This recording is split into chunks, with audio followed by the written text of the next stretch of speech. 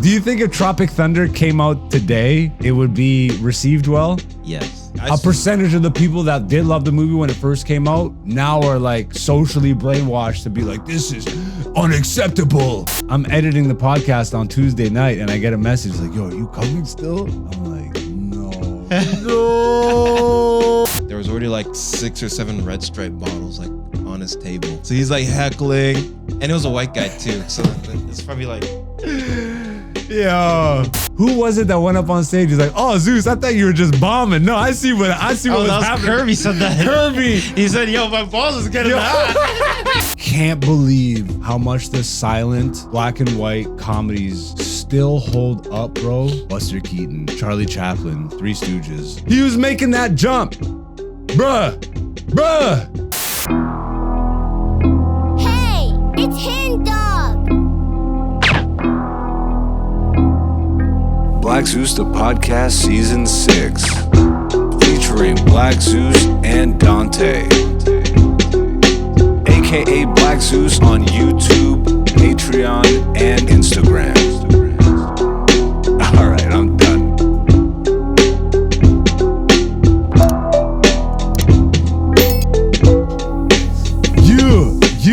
You. What's going on, beautiful people? Welcome back. Myself and yourself to another episode of Black Zeus, the podcast. I am Black Zeus. This is the podcast. You are the beautiful people, and this is season 6, episode 22. Just like that. Just as above, so below. Then you just do this and wham! I'm 10 years old. That was easily worth redoing the intro. Yeah, I'm happy to see you guys. Well, I'm happy to be back for you guys. Hopefully you didn't miss too much. You had a little bit of a break from us. I was sick as last week, bruh. Like, I felt like literally the whole world was spinning around me, and it was not fun. I kept trying to bring myself into the studio to do something. At a certain point, you got to kind of respect yourself and your body and just be like, rest up, little nigga. But we're back. And so are you, hopefully. Yeah, you know what it is. This is the place for comedy fans, run by comedians, and we're still figuring some other stuff out. When I get sick and I can't perform comedy, what do you think happens? If you've been with the podcast for a bit, then you probably can guess. Did you think existential conversations with myself about comedy and memeing and friggin' online presence?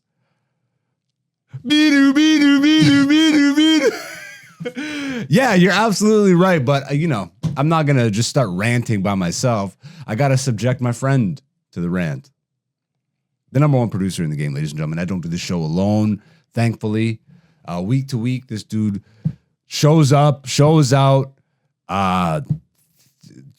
True soldier in the friggin' comedy game. Crypto king. Big baller crypto dude.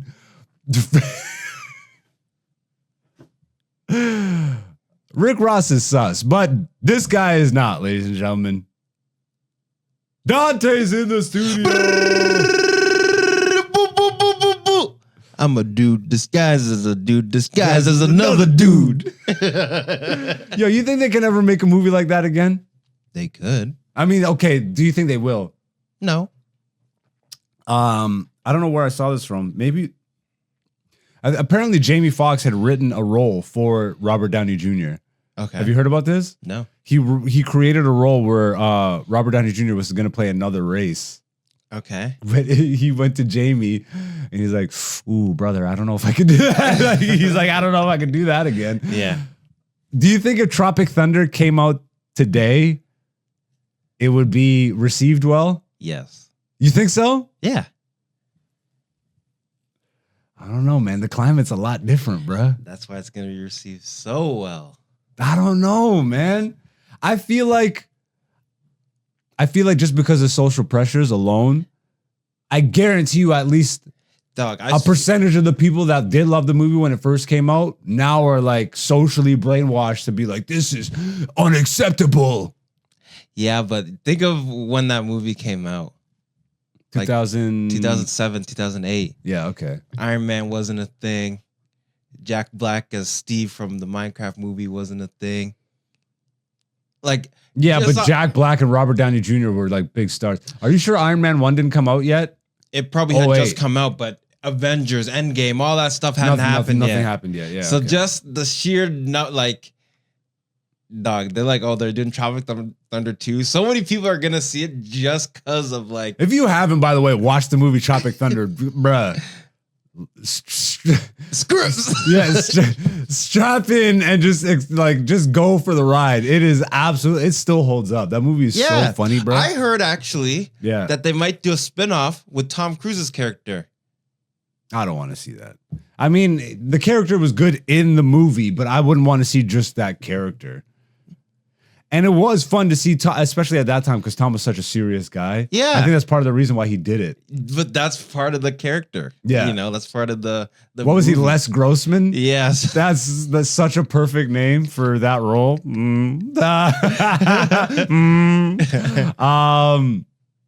Even just, I think what might actually be funnier. Now, this is specific to me and knowing who Robert Downey Jr.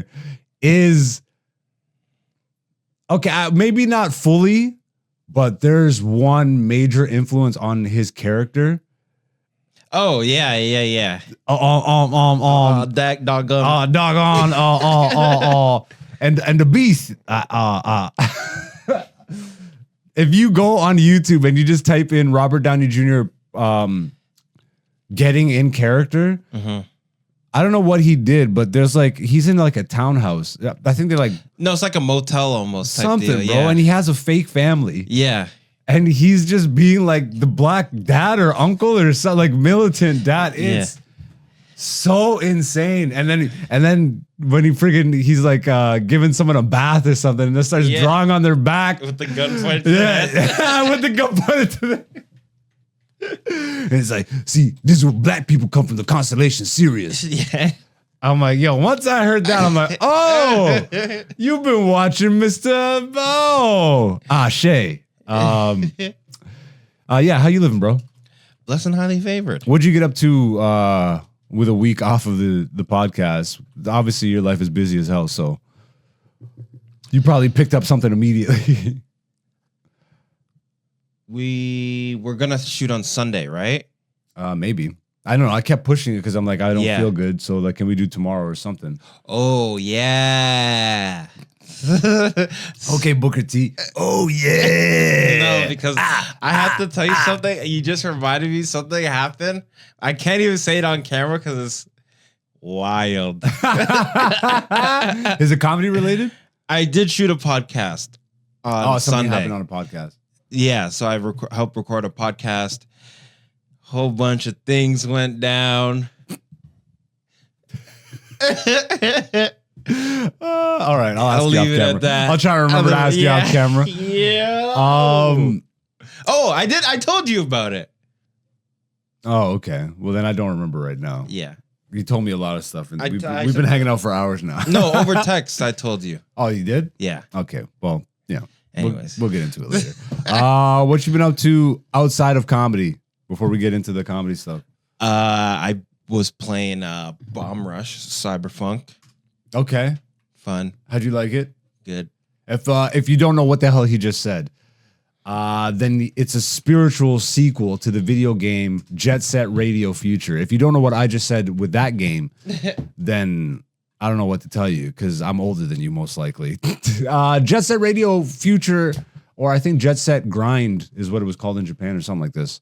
Absolutely legendary game. You got it for free, you said? Yeah. Free for Probably made PlayStation it better. Plus. Yeah. Well, so it's not free. I hate when people say that, bro. It's PlayStation Plus. You're paying a subscription fee. Yes. Ain't nothing free on that service. Once you unsubscribe, you don't get access to those games anymore. Okay. Maybe not free, but you do get a game of the month. Okay, yeah. They give Multiple games. have they been good? Yeah. Okay. We'll see. I don't know. I don't even know how I have time for games. I was sick and I didn't even play games. I tried. Mhm. I would just look at the controller, but I was like so sick that I didn't want to do anything. I could barely concentrate But on also, it's watching kind stuff. of the kind of sickness that you had. If I had like a cold, I'm game. Yeah, no, this was like a You couldn't even stare at the screen. someone was just punching my stomach like, you little nigga. gosh, and then making the room spin. I'm like, what the, bruh? I'd rather have an STD than whatever the hell this is. No, I wouldn't. That's crazy. I would not. Thankfully, I only had what I had and not an STD. I did. I don't want to get into this yet, but I did watch a lot of comedy. Okay. And I like went back. I don't think I watched anything modern. But I don't want to get into it right away. Like, Okay. What else? How was the game? Give me Dante's quick. Honestly, I like the story. The story? Yeah. Hilarious. Did you? It's kind of a bare bones story. I made it halfway through before I stopped. Okay. I have it on the Switch. Yeah. Yeah. So I'm like, I'm barely playing that. I'm barely playing that thing. No, but it was cool because it's like I love the mechanics. Like the way the game plays Yeah. is so fun. The music is, I've been listening to the soundtrack. bruh, probably the best. Maybe GTA 4 beats it, but in terms of just straight up, you boot up the game and the first music you hear when it loads in, like I couldn't have downloaded that song faster. When I first bought the game, Yeah. I let it loop. I don't do that. I just let the menu loop like 4 or 5 times. Yeah. Because it's a song without lyrics. The song is called "In the Pocket." You could by Flam Clamp. Yeah, that's how much I freaking remember that. Nerd. The song is so good, bro. And then a little breakdown, and then the beat switch at the end. It gets all like soft, like quiet. Yeah. You ever just smoke a joint? Yeah. No. Oh yeah, sorry. No, I haven't smoked in like a week. I'm smoking again. But it was a week. Just damn, bro. Good music. Great. But GTA 4, bro, might be the best video game theme song to me of all time. Better than San Andreas? Better than San Andreas. To me, I just The like. theme song? I'm not saying more iconic. This is to me personally. San Andreas is more iconic. I will never. I like that. I like that theme song better than GTA 4. GTA 4 like, bruh, it makes you. It feels like an epic. Absolute cinema. So like that's what it feels like. You're getting ready to jump into a Scorsese film. I get it. And then the different variations of it that they made when you actually boot into the game and then you just press start and just the menu, like there's like a soft version of the theme. It's just the violin strings that in the back. It hits, bruh. It's good sound design, just hits. Yeah. But yeah, I mean, you played a game with absolutely amazing sound design. Yeah. Like it's known for that. Did you play the originals when they came out? No. Are you aware of the originals? Yes. Have you ever played them? Not when they came out. Just No. okay. Fair enough. Do you have interest now that you beat the newer version of it? Not really. Fair enough. I'm trying to get you interested so bad. Dog, you didn't even beat the game. Not the new one. Yeah. I beat the old one. You can tell me where it came from, bro. The roots.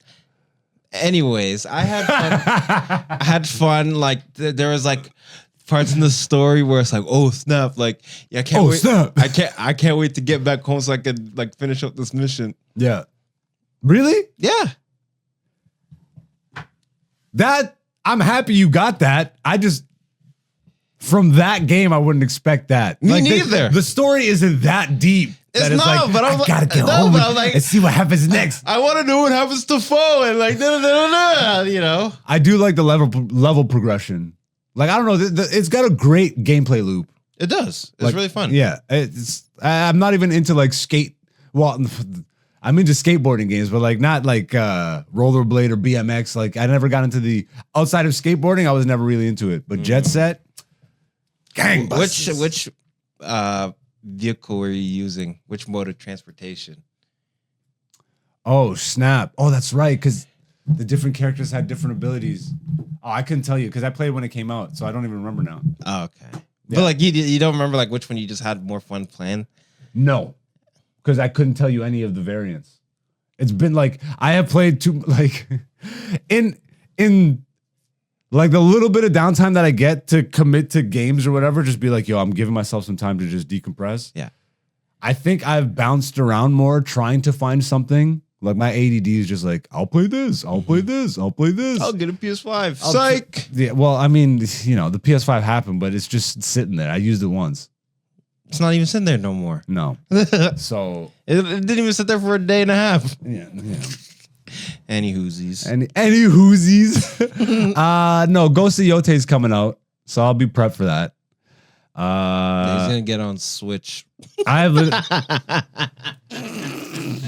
Yo, Nintendo's. I don't know. I'm definitely done with Nintendo. I say that, and then a new Zelda will come out, and I'll be like, shit. Yeah. 4K Zelda. Nerd. Yeah, let's get into some comedy stuff. We talked about some video games up front. Ladies and gentlemen, you know what it is. This is the podcast where we break down week to week what we've been up to in the world of comedy and give our honest feedback, our honest takes, our honest gut feelings and reactions. And boy, howdy, I was sick. So, you know, I didn't do any comedy. I performed a bunch the week before. And the one thing that sticks out to me the most, I'm so sorry, bro. Levi, I apologize, dog. I have not done this, I think, ever. I'm headlining a show in St. Catharines. And everything in my mind was like, it's Wednesday. I'm editing the podcast on Tuesday night, and I get a message like, yo, are you coming still? I'm like, no. No. I was looking forward to it, too. Bro, I haven't felt this bad about missing a show and because it was just the dumbest mistake. I just put it in my calendar wrong. Yeah. And like we had booked it like forever ago, and I was looking forward to it. I haven't been to this room. I haven't seen Levi in forever. It was when I booked it when I headlined St. Catharines, and they some of the old crew showed up from that area, and they're like, "Yo, we haven't seen you forever. That was great. Come headline my show." So I was looking forward to getting back there to do his room. Luckily, Moses lives out there, Michael Moses. So salutes to Michael Moses for always being just around the corner when you need a nigga. Replace it. It's like replace a nigga with another nigga. They took a dread head and just replaced it with a bald black guy. But we still got the first names. So at least I'm happy he wasn't like down a headliner. Yep. Bruh. Like I messaged him the next day. I was like, yo, I'm sorry, man. I feel so dumb. And then I got sick, so I got the karma. You know what I mean? I was at the corner a bunch. Ooh. Because I wanted to talk about this the week I was sick. I bombed. I forgot all about this. I bombed. But this show is about honesty. I can't be bigging myself up all the time. That's why you got sick. That's why I got sick. My body's like, yo, you need to sit this up. No, because I had the good set back at I had my redemption set. Okay. And then I got sick. But you were there that night, yeah? When you bombed? Yeah. Probably. There was only like 4 people, like 6 people in the crowd. I personally don't see it as a bomb, but I get why you. Because everybody bombed. Yeah, but I get why you. bombed, bro. That's a bomb. Yeah, but you still got laughs. Like I did. Isn't it funny? But that sounds like bomb. When I got laughs, but it was just a lower energy room. There was only 6 people that night. It was a Sunday at the corner in the summer. And it was like the first weekend. It was the first weekend. It was like double digits. Double shows, yeah. No, double digit weather. Okay. So like everything was just empty on a Sunday too. And then the people that were in the crowd were not like of the 6 people, like I think 5 of them were old, like older people. Yeah, they had that one group. And like 4 of them were from the States. Yeah. So they're visiting, trying to see some good Canadian like entertainment and stuff. Like Dan Gyrie was hosting and he went up before me and I like you could just tell I'm like, okay, this is gonna be a lot. This is gonna be a lot. But Dan is a very acquired taste. Mm-hmm. If it's a good comedy crowd, like he'll crush it. But like I can't even say that's because he got some laughs too. Yeah. But it was a lot of work. Yeah. And because Dan's humor is so like I'm punching you in the gut with this. With a smaller crowd and a more like a conservative crowd, I would say. Yeah. It's just, and then I was up next. My favorite thing is those white people were from Las Vegas. Yeah. And what he brought me up to the stage with was you guys just escaped Las Vegas, but unfortunately you got to see him here too. The next guy's a black guy. I know you guys are on vacation from Las Vegas. You're probably not wanting to see these guys. Yeah. He said something like Yeah. that. It was just super Dan, and it was just funny. But now I'm going like, and then I went up there, no energy. Yeah. But like, I can't fake the funk, you know, like it felt like I needed to do, but where I screwed myself is I should have at least went up there with some structure. I went up there, I said, okay, I guess this is a night where we wing it. As far as I can remember, you know? So I didn't really have a planned set list. Mm-hmm. But when I went up there, I knew, like in my mind, I had already told myself, oh, I just lost them. Like immediately because of the way I introed the it. way you came in. I can't remember how, I guess. You came in rocky. Yeah, like they filmed it. So I'll definitely like I'm download pretty sure it. I filmed it too. Oh, yeah, that's right. So I'll have to just watch it. I'll have to watch it. We should watch it on the next week's episode. Ooh. No, we should watch my set at free times. We'll watch every time we bomb. We just have to watch it. It was rough. I screwed myself immediately by just not having the energy and presence, and then on top of that, not giving them something of substance right away. I like kind of just like wandered my way into a set. You know what I mean? Mm-hmm. And like you said, I did get now that I remember, I did get laughs throughout my entire set. Yeah. But there was nothing consistent. I had to work for everything. And it hurt. It was one of those ones where I'm like, yo, there's nothing you could do but just make it through. Yeah. And I thought maybe it's just me. And then it wasn't just me. It was not just me. Who was it that went up on stage? He's like, "Oh, Zeus, I thought you were just bombing." No, I see what was happening. Kirby said that. Kirby. He said, "Yo, my balls is getting hot." My balls are getting hot.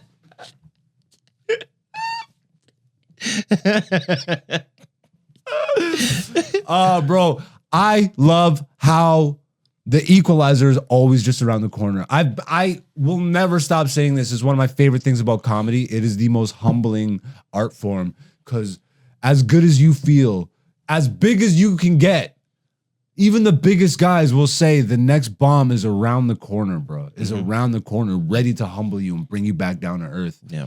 And I love that. And then go back, my next set at the corner, I'm like, ain't no way. Thankfully, it was also a better setup. It was like a Saturday, more busy. There was like 30 people, 35 people, something like that. And yeah, just hit it out the park. So I'm very happy about it. Yeah, do I get into the existential stuff? Maybe let you do some comedy recap first, and then we'll see. We'll loop back around, and I could talk trash about being a comedian. Sure. Sure. So just to go back 2 weeks, I did feedback at Back Room. Okay. And what's the concept of that show again? It's basically like a Kill Tony. Instead of doing 60 seconds, you do a minute 30. And instead of roasting you, the comedians give you constructive criticism. Okay. And actually like, oh, you should try this. And da-da-da-da. Okay. So when I went up, Mike Rita guest appearance. Oh, nice. And then so I go and I do my jokes, and one of my jokes got him to like laugh really hard. Nice. And then he like added another tag. Tag to it? Yeah. So like he's like, yeah, man. He's like, yeah, you can have that one. What? He was gonna take the joke? Like No. Yeah, you could have that tag, or I'll just take this. Well, the joke is like something that's personal to me. Of course, yeah. But he's like, he said something funny. He's like, yeah, so, like that's for you, you know. All right. So that was pretty cool. And then Was he there the whole show, like giving advice? That's pretty Yeah. sick. He was there the whole show. I would say I had like a decent set. And then afterwards, like after the show, everyone was just like hanging outside smoking. Is that show mostly like micers? No, because do they established guys show up? Yeah. So they take the advice, or they just do a set type deal. I remember a boss would just go up and do sets. Yeah, so they tell those people. So like every like 3 or 4, it's like 3-4 micers and then a pro. 3-4 micers and then a pro. Okay. And then the pros will then give the micers advice as well. Oh, nice. Yeah. Okay. Is there audience for that show? Yeah. Typically. Yeah. Interesting. Like and like sometimes there'll be like, you know, like 10, 20 audience members. Really? Yeah, like, man, I hope On I a get Monday or Sunday? Monday. Really? Yeah, Monday at 10. At 10. That Yeah. might actually be doable. Yeah. So, but then like, so sometimes there'll be like a whole bunch of audience members. Like, man, I hope I get fooled. Like, cause sometimes you get fooled and there's like no one in the audience, and then sometimes like this audience. So like this one had like good audience because one Mike Rita was there and he was doing some stuff around like locally and whatnot. So that was a fun show. Interesting. What else? And then so that was the only mic that I did that week. I had only done 1 minute and 30-second spot Okay, at that an open week mic. at the open mic. You didn't hit up CFTA? No, because I went to a friend's show that was on Thursday. Nice. Booked? Like you were booked? No. Oh, you just went to a show. I just went to a show. Okay.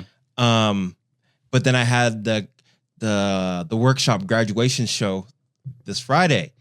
So then this week I tried to like, okay, I gotta get reps in because I haven't been on stage in a week. Yeah. You know? So then I had thought of this new joke either like early this week or like late last week. And then I tried it out at one of the open mics on Wednesday. Okay. And it got like a decent pop from like the comedians because the second mic that I went to, it was just all comedians. Garbanzo? Just all comedians. Okay. I see But what you like I got them to laugh like, oh, you know, like that was like a funny joke. mean. Yeah. You know? Yeah. So I do 2 sets. I did one at Real Jerk, did my first like the Real Jerk open mic. That one went pretty well. There was like this crazy heckler Yeah. there, and he was like so drunk. Like he was like, we got there because there's like a show beforehand, and then by the time the open mic started, there was already like 6 or 7 Red Stripe bottles like on his table. Jeez. So he's like heckling, and it was a white guy too. So it's probably like Yeah. no rhythm whatsoever. No rhythm. And then he's like, yo, man, like, if you want to be funny, just be more racist, man. Like, he's like one of those guys. Stand up for Liza. Yeah. And then That child can be moved out. so I did a joke that I know is like racist, Yeah. and he didn't laugh. And then I'm like, man, I thought you would have laughed at that. And then everyone was like, oh, no. You know, like they like that. How did he react? Was he drunk by this point? Yeah. Dog, he was smashed by the time the open mic started. Yeah, okay. Because he was like yelling out. He's like, yo, you ever seen Ben Backus? Like just yelling out like in the middle of the show. Ben's just got a racist army of fans out there. Yo, Just it's freaking. so random. That's so funny. You should do more racist stuff like my favorite guy. Yeah. Oh, God. And he just kept going. And then like he had a girl there. And then one of my friends who's like even newer Yeah. into the open mic, he was going in. So then everyone was just roasting this one guy. I'm going in. And I'm going to go hard. And I'm going to go. You don't remember that song? No. I'm going in. I think I'm pretty sure. I don't know if you saw that clip where the one guy's like, there's something wrong with the pussy. And then everyone's like, what?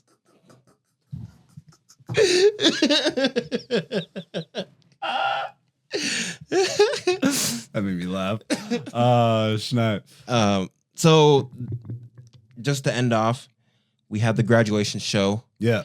Friday. Congrats. You graduated. It's just the last show of this Yeah, I know. summer. It's not like graduating. I don't get like Because you'll be back next season. yeah, I'll be back in like 2 months, a month and a half. Oh, yeah. I guess it's just when summer ends, it starts back up in September. No, it might be starting like August because it started like in the summertime last year. That's when I started going. Huh. Kenny just needs a little break. Yeah. Yeah. that And makes- same with like the spot where they hosted at. Oh, fair enough. Yeah. But- How many comics performed on the grad show? Like 10 Interesting. to 12. And it was all like newer comics and stuff. People Uh, he's been putting up at Nubian. Some of them have been put up at Nubian. Okay. Yeah. But that new joke that I had tried at the mic earlier in the week, Yeah. I was like kind of floundering during my set at the graduation show, and I forgot like some of my good material, which is crazy. So then I'm like, new joke, and I threw it out there, Yeah. and then it hit. And then after the show, Kenny's like, I like that joke you did. Like that was some of your best writing I've heard in a minute. You know, so That's a good feeling. Yeah. Especially when you just throw it out there because you forget the other bit. yeah, yeah, Way to go, bro. yeah, Has it been beneficial, you would say? yeah. Yeah. Dog, God, get it from God. One thing that I see and I've noticed is Kenny always emphasizes the opening joke. Start with a banger. You might bomb if you, Yeah. if you don't go up there with a freaking good opener. But it's so true, and I see it so often. Like That's why in my head, I immediately knew. I'm like, you effed up the opening. Yeah. Like I it's like like tripped completely you flopped. walking up on stage. Because it's like, it's a first impression is everything. Exactly. Because now they're like, oh, this guy's not funny. And you know you are, but now you got to friggin' make them believe it. Yeah. Whereas you can make them believe it with no words, bro. You can just walk up there. That's why everybody has like a certain way to introduce their stuff. You know, some people just go up there like, yeah, you know, but it sets the tone. And then also one thing that he hasn't done, but he did this time is he's like, yeah, and he's the only one that said this. He's like, yeah, and the way you're laughing like a psychopath at your jokes. You do laugh. You still you feel like you're still figuring that one out? Always. Like using your laugh? But that time, because some jokes weren't landing. And when jokes don't land, I find it funny. Oh, well, I don't know about that one, but that's just for me. Like the audience is like, oh, this guy really thinks he sucks. They're like, ugh. And I'm like, yo, I thought this joke was gonna hit. You know what I mean? But see, there's even a way to like work that into the. I feel like most of the ways to do it though are very hack or like, you know, troped up. Yeah. It's like usually that one like I don't know, man. It's kind of rough when you acknowledge that your shit ain't working. It was like and I usually do laugh. Like you do hear me when I do my sets. I laugh. So, but he's like, yeah, you're laughing like a psychopath, and that's kind of like the route that I'm actually trying to go with it. Yeah, because I like to say something kind of messed up and then like giggle and giggle. I feel like being sick for the week effed me up in more ways than just being sick. Like it took me out of the rhythm of being in the studio. Like I put out no clips. Like nothing went out last week because I was just like, you know what? I'm completely focusing on just recovering and just being better. Because that's more important, realistically. And in the midst of all that, went back down the almost like the mentality of when I first got into comedy. Remember how I would always talk about like I studied tape? Yeah. I went back and just started watching black and white silent comedy. Okay. Because I couldn't play games. I just had no energy to stuff. I could barely concentrate. My brain was foggy. But you know what's amazing for something like that? Buster Keaton, Charlie Chaplin, Three Stooges. I mainly went like, yo, I can't believe how much the silent black and white comedies still hold up, bro. Like, are you aware of these guys? Did you grow? I know we're different ages, but that doesn't mean like, did you grow up watching black and white, like Three Stooges, Charlie Chaplin? I'm not that old. That was not my generation either. Like that's all before me. No, I will say like it was on TV when I was growing up. Yeah. Because like it was the generation before me, they're rerunning all their stuff. Yeah. No, for me, I would say similar would be like a Mr. Bean type guy. Mr. Bean. I grew up watching Mr. That was me. Like he was on TV when I was a kid. Yeah. Mr. Bean, I wouldn't put in the same class, but he not the same class, but like same kind of genre. No, because he is like he doesn't talk. Well, I know, but it's not black and white. Yeah, but I mean in terms of as good, bruh. Buster Keaton might be, I'm sure this is up for debate, but I wonder who's trying to debate this one. Charlie Chaplin, phenomenal. I feel like when I was growing up, I watched more Chaplin and Three Stooges. I knew Buster Keaton, like I'd seen Buster Keaton, but it wasn't until I got older that I started seeing, you know, the famous gag that I would see as a kid is, you ever see the one where the house is falling, the guy standing in the, like in a, yep. And the then house it falls over. and he goes through the window. Yeah. Like, everything he ever did, no stunt doubles. He did everything on like in camera. Yeah. They built a fucking house and dropped it on this nigga. And everybody said, Well, don't they do built that. the front door. The front No. face. They built the house. If you see, that's a set. You see the front of the house fall off. That's a full house on Yeah, the back. but I mean, okay, I'm talking about the front half that fell. Yeah, they built the facade to fall, but it's still a house. Yeah. Like they said, don't do this. There's so many things. I think the most famous one is there's a scene in one of his short films where he drops a plank. Like this guy is the most daredevil of any comedian ever, but guaranteed, I feel like this is where stunt doubles and stuff came from because nobody was doing this, bro. He put his body on the line. Like I guess Jackie Chan would be like the next closest I could think. He's not a comedian. He is funny, but He is funny, and Jackie Chan was way later. I guarantee if I find, like, I could find probably somewhere Jackie's like, I was influenced by Buster Keaton a little bit. probably. There's this famous scene that made it into the film, but it was the wrong take.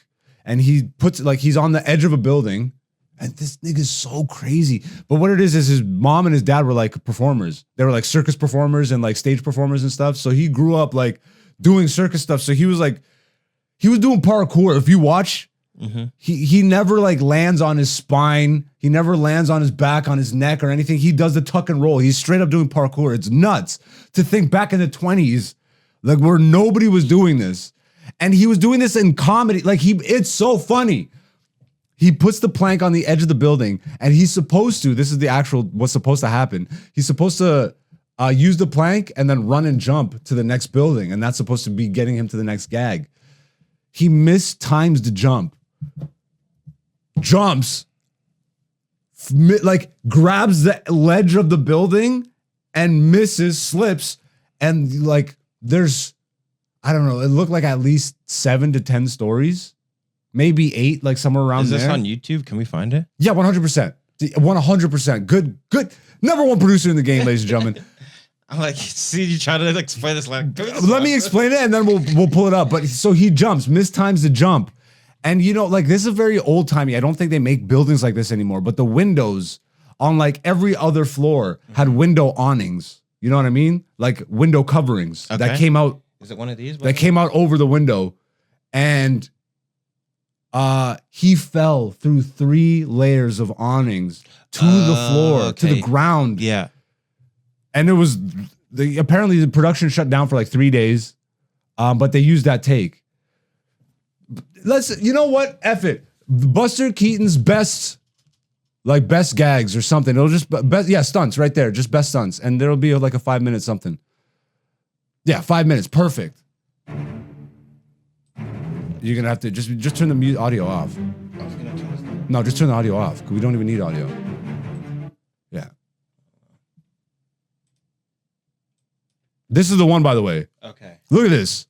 Look at this. What the F are you talking about, bruh? He was making that jump. Bruh.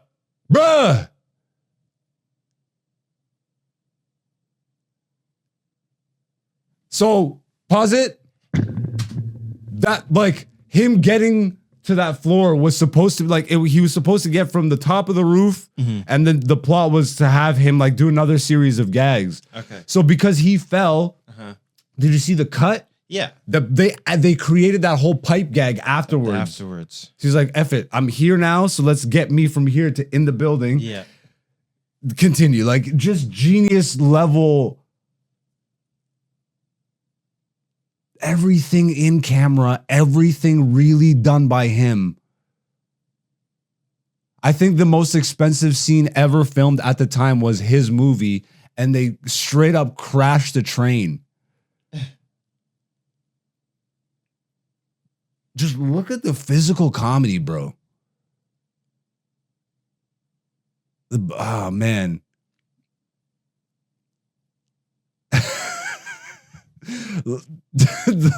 Little Michael Jackson kip up, like, grabs the friggin' truck. Boom. I think there's still so much to like, I don't know. Is it just me and I'm old now? Like I'm in my mid 30s. But I grew up watching this stuff, so dude, this one scares me because he actually did this. The girl was literally falling from a waterfall, and he's like, yo, if he didn't grab her there, like, what are we talking about, bro? That seems like, yeah, classic, like, trapeze, like. The level of commitment. Is this another one where he grabs a trolley? Bro, he's obsessed with grabbing the back of trolleys while they're running.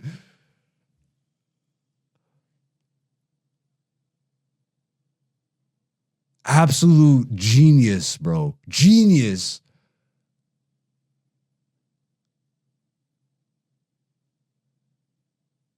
I swear to God, this guy created Scooby-Doo cartoons. Like, there's one of his short films is called The Haunted House. And it's straight up a live action Scooby-Doo cartoon, but it's before Scooby-Doo existed. Yeah. I swear they just, and then they did that, but made it bigger. That's not even the one. Like where the house falls on him. This shit's so scary, bro. Like all for this one. And this was recreated by Johnny Knoxville at the end of Jackass #2, the movie. They recreated this, and the house fell on Johnny. Like, they kept that in. Yeah. This is high-level genius shit. Like, he plotted all his sketches out, all his gags out. And super fascinating figure in the history of comedy. And, of course, like Charlie Chaplin and all his, contemporaries at the time. Yeah. They told him, they begged him, it's like, don't go to the studios. And he ended up signing with MGM, and later on said that was the worst mistake he'd ever made in his life. And it's what ruined him. He lost his family from that. He lost all his credibility. They destroyed his artistic friggin' freedom. Yeah. Because he signed a record deal, essentially. Yeah. He's like, okay, well, I think the first movie he made, The Cameraman, was absolutely legendary with MGM. And then everything after that, they just kind of slowly beat the life out of him, which is what I'm going through right now with social media. But like, I didn't sign to social media. I just I have to participate in it. Where at least to him, he didn't have to go to MGM, which is why I feel like he said it's the biggest mistake he made. Because he was independent. He was the highest paid. All his movies were the most popular around the world. And then and again, we're just watching his best stunts. So you're not really getting the full comedic effect. But even some of these just hold up comedically on their own. Editing on point. He worked with all his people, created his own in-house studio and shit, and then eventually got bought up by MGM. But yeah, that's Buster Keaton. Guys, absolutely. If you're a comedy fan and you're just interested in knowing some of the history of stuff, go look up the black and white stuff. And if you're only looking up what you know, look up other stuff. You know, if you know the Three Stooges, look up Charlie Chaplin. If you know Charlie Chaplin, look up Three Stooges or Buster. But Buster, to me, cream of the crop, bro. Charlie Chaplin's absolutely top notch. Three Stooges, I feel like they are. I love the Three Stooges, but it just doesn't hold a candle to the ingenuity and creativity of this dude's mind.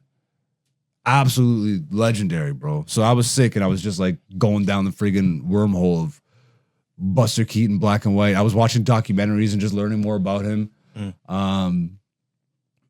Yeah, of old-timey comedy, what would you say resonates with you the most?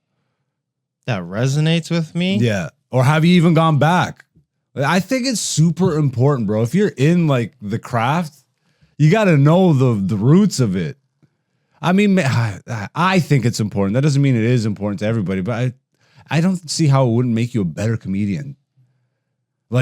Depends on what kind of comedian you want to be, I feel like. But even just seeing something else would naturally open up pathways in your mind. Doesn't mean that you have to. It could.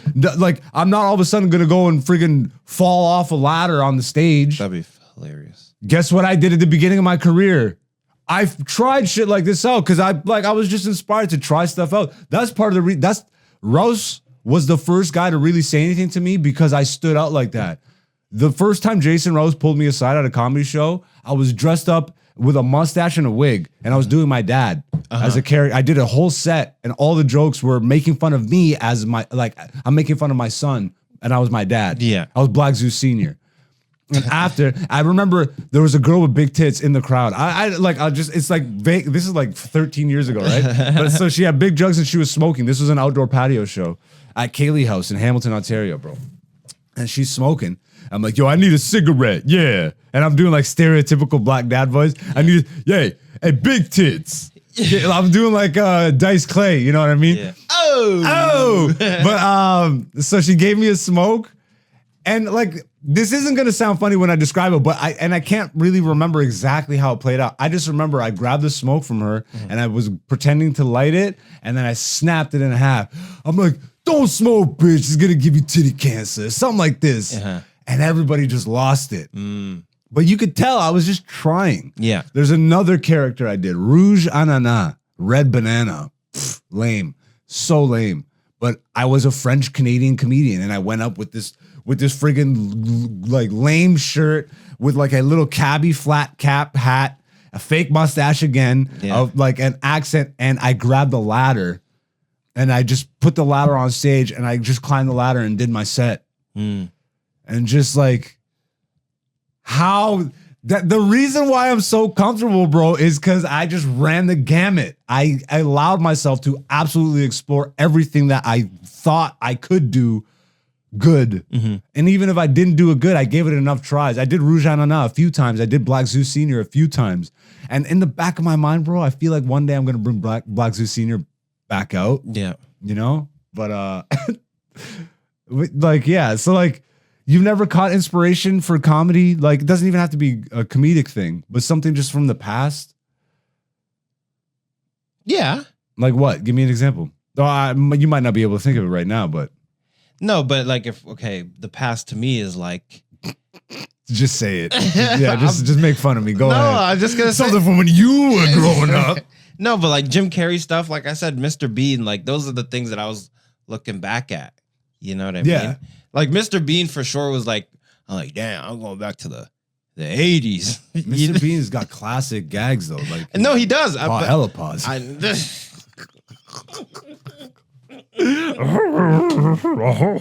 No, but like I like because I went through like a Mr. Bean phase when I was like early. Just that intro is iconic where he falls out of the sky. I don't even remember. I just remember specific like jokes. Really? Dog, I don't know, the way my mind works. Like, all right, fair enough. I remember like the one where he's like cheating off the guy's test, and then he's like pulls out a pencil, then he pulls out a pen, just like organizing them and all that stuff, or like the 3-wheeled car one, and he's like, does he have the small chair on top of the car, and he's driving from on top of the car with a string? Yeah, like all those ones. Like that's what I remember, you know. But it's been a minute since I've gone back and like watched. Yeah. I'm as odd as it sounds, I'm happy I was sick to get that downtime to just bring me back. Cause like, yeah, I didn't really have the downtime to do that. Yeah. I just think it's super important, man, to just study that stuff, know the history of it. Even just to just see it once, to see the evolution of it, bro. If you've never seen black and white silent comedy, like I've seen not you. I'm just saying in general. Yeah, no. You know what I mean? Like this stuff holds up so well. I think a lot of people have the stigma, right? It's old or whatever. Like I literally have friends that can't watch old movies from the 90s. From the 90s, bruh. What is that? You know, like, oh, it's too old. Like grainy. I'm like, what? Not everything needs to be Blu-ray. Like, I don't know, man. This is that tangible, you know, like there's like grit. There's real to it. There's real to it. Bro, this guy put his body on the line. No words. And it all played out on the camera and it just hits.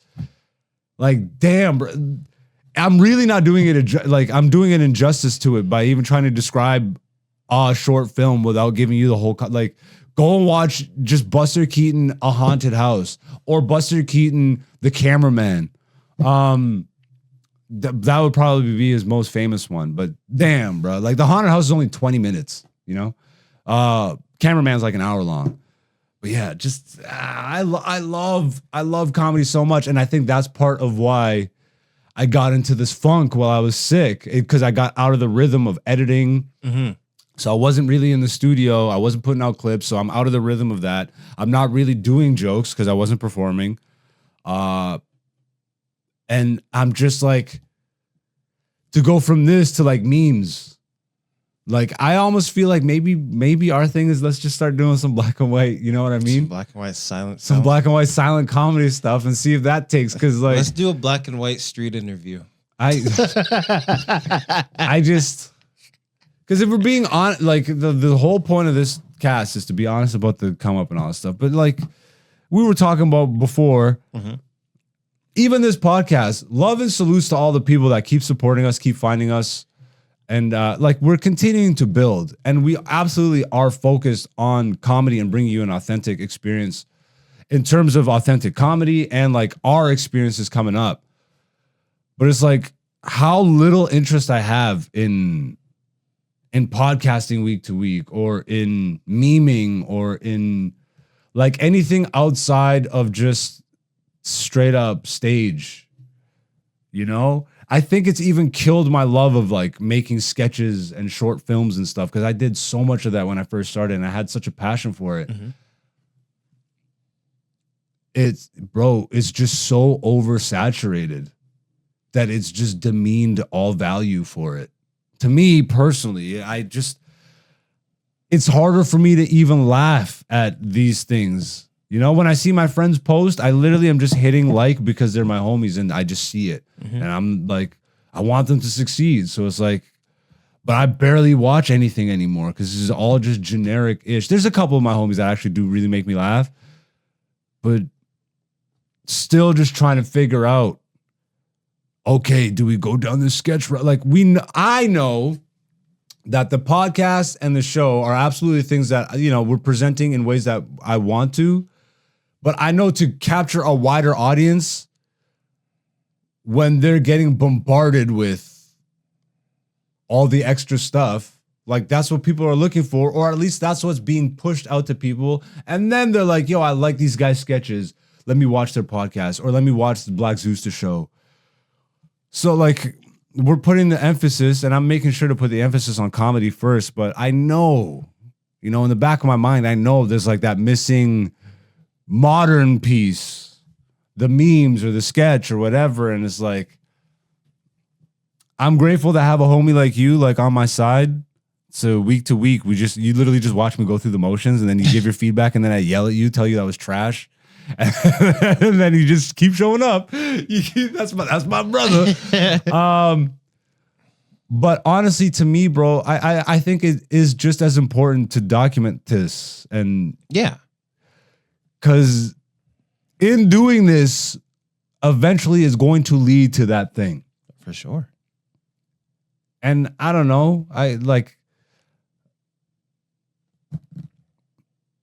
this might even like pay off more later. You know what I mean? Because like we're really right now, the people that are following us and that are subscribing week to week, they're into the comedy conversation. Yeah. Like they're subscribing because we're literally only talking and posting about comedy stuff. But once we start doing the other stuff and building a wider audience, it's like it'll all feed into the back end. And I think more people will find that the stuff that we've been already putting out, that's super authentic comedy stuff, I just can't force myself. You know, I think part of the process, I know part of the process, this will end eventually. It'll, like, I even have ideas right now that I am excited about, but I just haven't found the way to get me to do them yet in a way that feels natural, and I don't feel like I'm betraying my core self. You know? Like, you have any feedback? Because we were like, you were listening to me friggin' ramble for hours before we started recording. Yeah, Zeus was literally laying on the floor. I was laying on the floor, bro, like a therapist. Like I was in a therapist's office. But that to me is the thing, bro. That is the creative process. Of course. Why the I'm not knocking it. Why the I know you're not, but it's like, why the F should we only? The thing is like the audiences are trained on what they like, you know? And it's not even like I'm trying to train an audience to be like, only like... How to train an audience. Coming to the theater near you. Well, it's like, we know how to train them. Give them just goofy, random, mindless BS. And that'll at least get them in the front door. And once you have them in the front door, then they can look at the furnished house type deal. You know what I mean? But like, I know I'm going about it backwards, but that's okay. I feel like there's just so much underlying pressure. And it's not even like anybody's forcing me, but it is. The pressure is like, I'm seeing friends still day to day continue to find new viral. Like there is no window. Somebody said this to me the other day where I'm like, I'm still trying to figure out what I want to do in terms of memes and stuff. It's like, you might have missed a window on that. Sorry, like, dude. Memes are done. It's like, yeah, like what does that even mean? I'm literally watching my friends create new ideas and they're going viral and going on tour now. Yeah. So it's like, it will come. And I absolutely believe that the journey is the destination. I signed up for all of this. Yeah. Now, I didn't sign up for all of this. I signed up for But you comedy, did. but I did. You did. I did because it evolves. Yeah. And you have to, and like, I don't think I have to evolve as it's of like, how do I word this properly? Like, you have to evolve also, but I think there's so much pressure that forces you to evolve into the mold that is most prevalent. But then how are like new trends and stuff set? Somebody breaks a mold. Well, it's not. I feel like it's not really they break the mold. It's more like they never subscribe to it. Exactly. Yeah. But those like we're trying. I think that's the important part. We're having the conversations, and we're going through the motions. And in that, like I said, I already have a few ideas where I really do feel like. Obviously, I could just say this and no one has to believe me, but I really do feel like some of this stuff could go viral. It could. Like I can't. When I start to get into the thinking of, I'm gonna be releasing this once a day or once a friggin' however, Yeah, like a you already regular. like pre-exhaust yourself. I'm out. Like I'm out because that's not what Yeah, and that's why you asked me like, how do I feel? Like that's why I don't do a lot of those things because I'm already like, you see the trap. You see the trappings of it. And I'm like, I don't want to walk into this trap. I don't want this velvet cage. But that's why it is now it's even more important to continue to have these conversations, to continue to go through the motions, because if we're not going to conform to that, then what is the thing that makes us stand out in a heap of trash? To me, all that is trash. Yes. And it's not like I'm not looking at memes too and sending memes to my friends, but none of it means anything to any of us. I asked my friends, bro, it's just like, yo, we laugh for 2 seconds and it's done. Yeah. I don't want my comedy to be that. That's not what I got. Like, again, look at what I surround all my influences and stuff. Mm-hmm. These people will last the test of time. And I don't see friggin' memes of Dick Gregory and Richard Pryor. You might see there's like comedy clips resurface here and there. But again, I think like you're battling so many things. And I think this is what is banked on. You know what I mean? You either fatigue yourself to the point where you just bow out of the game, or you, like the Batman thing, you die a hero, you live long enough to become the villain. In terms of comedy? For me, the villain is like going completely down that generic route. What? I guess. Like for me, like I always see comedy as a long game. And hell yeah. For those of you that know me, I don't stop. You know what I mean? Like I'm in it for life. You're in it for life. Yeah, like I already knew that going into it, right? So like, let's see who lasts the longest. You're gonna go your route, and you're gonna and you're gonna do all this. Some people may burn out, some people may get successful, whatever. I'm gonna go my own pace. I'm gonna have my own fun, and I'm gonna create some stuff along the way. We'll see what happens. Super important mentality. I think that's clutch. That's clutch. And like one thing that's gonna be tough, not for you, but just in general, one thing is tough is like that's why you have to dead your ego about stuff. That's why you have to actually be happy for other people's success, whether or not it's the way you would want it or not. Like again, there's no part of me that looks at like the success of others, even though I absolutely can't stand the come up. I'm super proud of them. Yeah, because they're putting the work in, and that's what they want to do. So who gives a f about what I want to do? Yeah, and like for them, for their situation. Yeah. So I'm absolutely. That's why you heard me earlier. Is like when I see my friends' memes, bro, I hit like on every one of them bitches because I don't give a f if I don't like memes. Yeah. I'm supporting my homies because they're doing what they want to be doing. You gotta support the homies. You gotta support the homies. And I think that like that will F you up more if you carry that kind of sentiment towards it. The envy. Ooh, Envy, jealousy. Yeah. Like, bruh, you know, like I still think these some of these people are cornballs, you know, but like You're not envious of a cornball though. hell no. How could you be? Yeah. You can actually be proud and think that somebody's a cornball. Because again, it's like I know how difficult this game is, bruh. Yeah. And like, Yeah, that's I understand what you take the easier route. Like Isn't this that- game's hard. I get it. You know, you want to take the shortcut. That's cool. it's not even, bro. See, but this is like, This is because a there's joke, by still the way. so much work. Yeah, there's still so much work involved. No, I know. There is no shortcut, but there is like how is it worded? It's not necessarily a shortcut, but if you, especially with algorithms now, right? If you know that a certain thing is being pushed more, you're going to be influenced some way, shape, or form into that direction. Yeah. Especially if you don't care. You're like, I'm just gonna, my whole goal is to just get as big as I can. So let me just do reaction videos. Or let me just pull up videos of sexy girls and put my face over that because that's what the algorithm will push out. Like it's just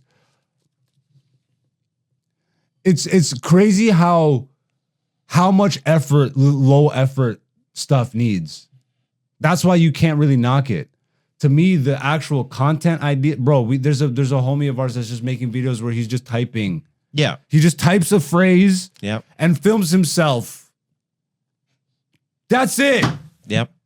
And he's going viral for that. Yeah. There's no effort in that, but there's effort in it. You know what I mean? I see so many of those like kind of versions of like the spiritual TikTok thing where it's like they'll just type like a whole paragraph about some spiritual or jargon. political. Or But like I'm talking about the spiritual jargon, and then they just stand in front of like a Flower of Life poster with that music in the And background, they with just some like- with some starry music. And bruh. So to like 1 million followers. bingo. And your followers are depressed. Your followers are like people, you know what I mean? Like when you pull out that kind, like, bro, like we're just feeding into bullshit, and no one's actually like getting better. Some people are getting better. No, as a society, you can clearly see that things are going downhill in terms of like, But some people are still getting better. To say everyone's getting worse, I don't agree with. okay, that's very fair, obviously, because how generalized is that of a statement? But Because then you would be in part of that group that's going to shit. how do you mean? You're saying everyone's going down. I think some people are getting better. No, what I'm saying is, and this is why I'm always using like mainstream, because the mainstream stuff is lowest common denominator mentality. It's like how do I explain this? Like when you make a video game on a system, but there's the base console and then there's the pro console, like the PlayStation, right? Okay. You have to always develop for the base console, even though like not everybody has the pro. So you have to develop for the lowest common denominator. That's what humor has become with the advent of humor in your face 24/7.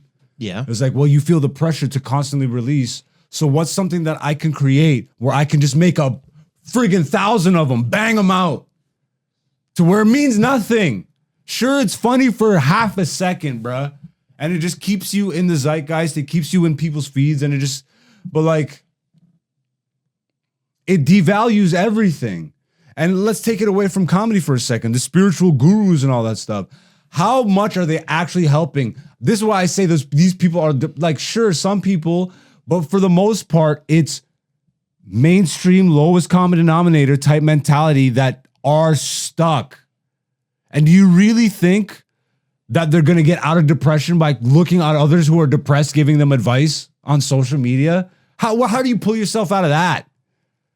You just make yourself feel better. It's like agreeable bullshit. You look for people that make you feel better about what you're experiencing, but then you don't actually do the real work. Sit in front of a mirror and friggin' let the tears flow, you bitch. Because that's the only way you're going to fix yourself. Friggin' Bashar, this friggin' blind, bald douche on social media. He's not blind. Yeah, he closes his eyes so he can tap into the Akashic records. Go f yourself. No, he's channeling Bashar. Yo, he can channel these nuts. He's fucking loser. F him. And all these spiritual friggin' gurus. Nobody has the answer for you. They can push you in a direction. But if you're not going to do it yourself, then you're just looking for somebody to save you. And that's what I feel is happening with the humor. Yeah, and just to shout out, Black Zeus the show, a boss said something that really stood out. Where it's like people ask you like for a solution, but it's not really to help them with their issue. It's to feel like they're doing something without actually doing something. Without actually finding a solution. Yeah, without and actually. This is what I'm saying. Yeah, he said it's like it's getting closer, thinking you're getting closer to your goal without actually doing something about it. Thinking you're healing without actually doing anything to properly heal. Exactly. Thinking you're funny without actually being funny.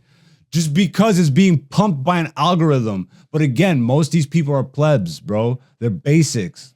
They don't actually get the nuances of higher, like, comedy. I'd say higher, but not in like a douchey, pretentious way. But like layered comedy. That everything has to be like super basic and just like in your face. And bite-sized bullshit. It's just whack. It's so garbage. It's so garbage. And even still, I know that I will find my place in all that garbage. I will find just the right balance. You know, and I do feel like I will need like a few ideas because I don't want to rely on one idea that I'm now making 8 million videos of. Well, just so I can release it every day. You only make 8 million of them if they work. If they don't work, you move on to the next one. No, but you know what I mean. I like, do. You But I'm saying you you create need the next one. the template. It's like now I'm only talking about this. Like, you know, this is the format of the video. Like, okay, now I'm stuck doing this. Yeah. Like, I'm an artist, bro. There is no stuck. I'm not trying to be stuck doing something. Don't put me in a box. And this is the pressure of it. And it's not like anybody's forcing me, but let's be serious, bro. Like, it's a subtle force. We are getting pushed in these directions. When I started comedy, again, I didn't get in it to make memes. Mm-hmm. Like, but I have to evolve with the thing. At least I love myself enough to not force myself to let me just freaking blow up and make some generic shit. Just so I could build up my audience and my numbers and my follower counts. I'm like, I would absolutely be betraying myself. And I don't think I'd be creating anything that I care about. It's even hard for me to do like the pod and stuff at times because it's like, what, like, this isn't, I just want to perform, but like, I got to build an audience now. And the only way to do it is be present online. Anyways, you have any final words for the people? Brother, if you don't want to make it, go lose. That's it. All right. Where can the people find you online, bro? You can find me online at Dante, CHEZDANTE. Hey, sorry. I one more time. Just say it. CHEZDANTE. Follow your boy. There it is. Follow your boy. I just needed you to say that, but whatever. I'm AKA Black Zeus on all the socials. You know what it is, but you know, be here. The YouTube channel is probably the most prominent place. I'm on Instagram too. If you haven't already, go check out the latest episode of Black Zeus. The show just dropped on the channel. Part 2 of episode 8, I believe. Yeah. Bam. Spent a night out at Free Times Cafe doing some shows with our brother Abbas Wahab, who we always bring up. Salutes to the guys out there doing what they got to do to friggin' sell tickets and whatever, bro. But yeah, I think it's gonna wrap up this episode. I think we're back. Okay, we're back, and Let's do a tight 45. yeah, we're gonna keep mixing things up. So you know. Look out for that. But until then, this has been Black Zeus, the podcast, season 6, episode 22. See you next week. Peace. Hey, it's Hen Dog. Black Zeus, the podcast, season 6, featuring Black Zeus and Dante, aka Black Zeus on YouTube, Patreon, and